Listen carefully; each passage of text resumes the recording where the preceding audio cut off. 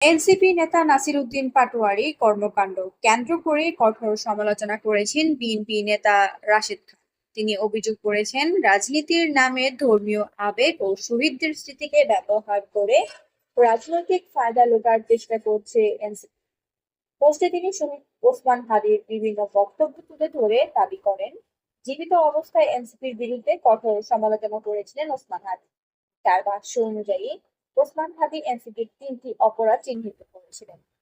রাশিদ খান লিখেছেন, ওসমান হাদি বলেছিলেন, ঠিক ৭১-এর মুক্তিযুদ্ধ যেভাবে আওয়ামী লীগ কুক্ষিগত করেছে, এনসিপি সেভাবে জুলাইকে কুক্ষিগত করেছে। এছাড়া তিনি এনসিপি নেতাদের বিরুদ্ধে দুর্নীতির অভিযোগ তুলে প্রশ্ন করেছিলেন, মাত্র ৮ থেকে ১০ মাসের মধ্যে কিভাবে কোটি টাকার মালিক হতে পারে।